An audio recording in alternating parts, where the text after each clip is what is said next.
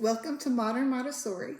I'm going to begin with a very classic Montessori experience that is easy to do at home. This is the Montessori Flower Arrangement.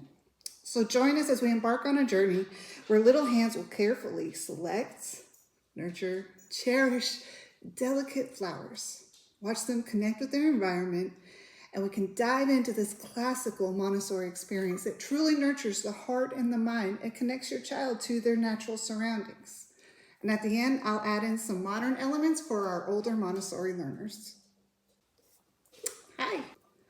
Montessori activities have a lot of input with them.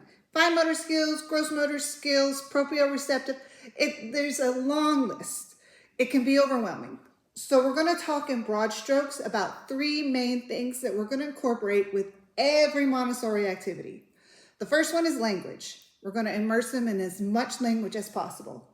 The second one is sensory input.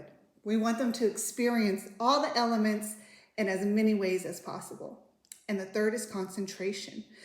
Dr. Montessori said the child that concentrates is immensely happy, and it's so true. So we're going to give them things that make them concentrate.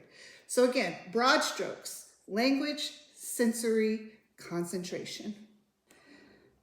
This is a very in-depth tutorial, so it's going to be done in segments for most children. You're going to start very simply in one place, and where you end up is going to be very interesting from the beginning all the way to the end. It's not going to be done at the same time. This is going to be an expanded tutorial with lots of jumping off points where you can expand even more. One of the things I really like about this project is that it can be done for almost no money. You can spend as much as you want. Let me show you what I'm working with. I have recycled glass jars, and we want to use glass from the kitchen, and some mason jars that I had. This is the most expensive part, and you don't have to use this if you can't. But this is a $10 bouquet from the grocery store. I have fake flowers. Now, I have used Dollar Tree flowers, and I have used craft store flowers. The craft store flowers can get very expensive doing this. The Dollar Tree ones, their quality for me has been hit or miss. I bought this bunch on Amazon, and I'll link that. It's kind of in between the quality of Dollar Tree and craft store. So I've liked it. They've held on pretty good for me. And the best part, maybe even the most important part, wild flowers that are native to your area. Now, I live in Europe where it's very rainy, and I have an endless supply of wildflowers. I came from Texas, where there were no wildflowers because it was a desert. So if all you can use are dandelions, that's fine, it works. So this is a classical Montessori activity that has been done for years, decades. It's very open-ended, and basically you just give them flowers of whichever sort, and you let them arrange them. You let them put them in little jars, you let them explore, touch, and feel.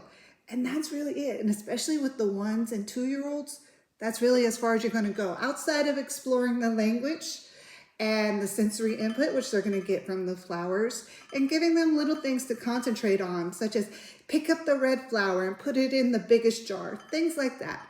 So when we get older to the 3-year-olds and up, I'm going to show you some ways to really incorporate some concentration, some language, and some more sensory input.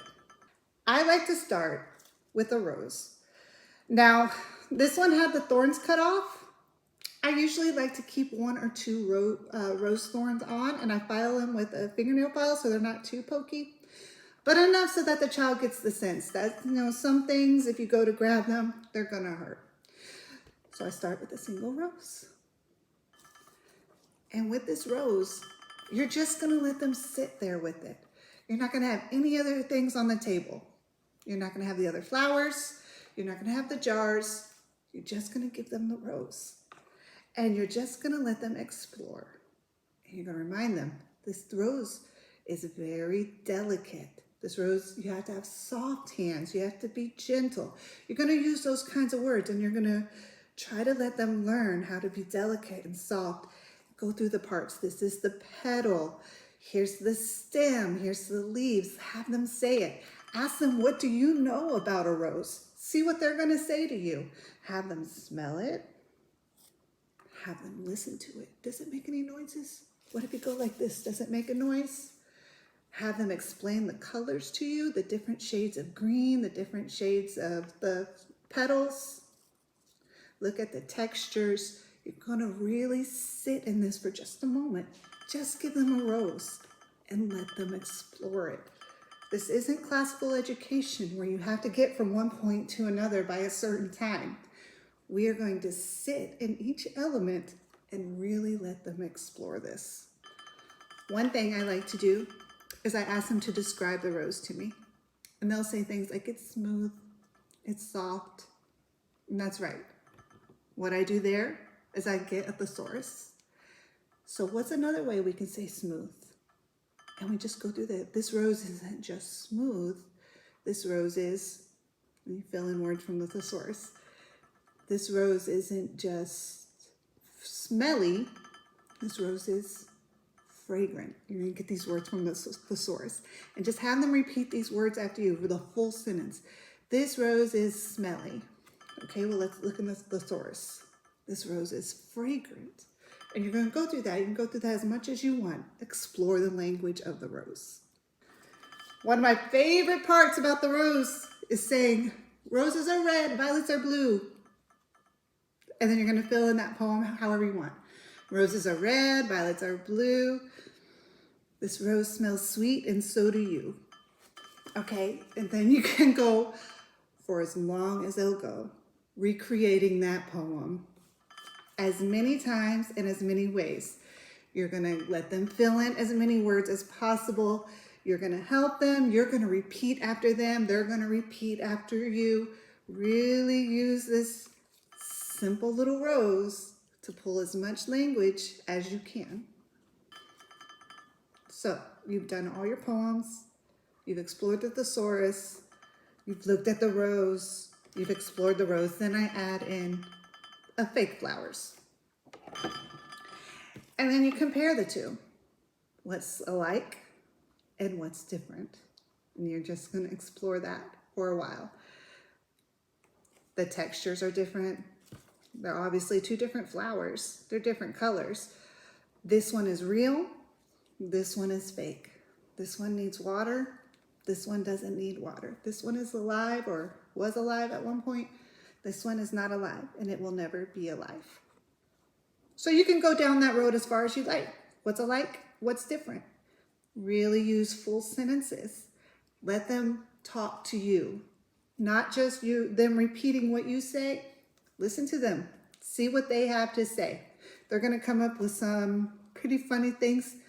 And it's very interesting to see how their mind works. Once they get the hang of it and they start comparing one thing to another, the real words start to come out from them. And it's really, really cool to see. Now, if you use the grocery store bundle, what you can do is, because they put so many of the same flowers in there, you can take these apart and you make an arrangement in your own jar and then have them copy it. See if they can put it together the same way you did. So after they've made a couple of arrangements, you want to say something like, can you make an arrangement for me? And then leave the room or turn your back. Let them concentrate. Let them have a goal in mind, and they're going to put something together. And when they give it to you, you're going to say, can you tell me about it? And listen to what they have to say. They may say, well, pink is your favorite color, so I put all the pink ones in here. Or this one was big and this one was small. This one was big and this one was small. And then they made a pattern. Or they're going to I put all the yellow ones on this side and all the blue ones on this side. Just let them explain. You're going to see how their mind was working. I tell them to make an arrangement. What's an arrangement? Well, it's a bouquet. What's a bouquet? You're going to go explore all that language. They're going to touch and look at the flowers. They're going to put them in a jar, however they want to do it. Okay? And just give them time to play with it. The child that concentrates is immensely happy. So just let them play. which is the work of the child, is to play. They're gonna play while they concentrate. And just let them do it however they want. You can also have them take care of the arrangement by cutting the stems, adding the water, the little packet of plant food. Explore the life function of the flowers. These are alive. These smell. These have lots of colors. How many textures can you feel? Does this leaf feel the same as this one? Let them go around. Let them explore every little point. How come some of these have the little wiggles inside? That's what my son calls them. And some of them don't. You have so many jumping off points here that really explore the botany sciences. And when these flowers start to die, you can do flower pressing, or you can make a candle with them as well. It can be a really fun craft when you're done.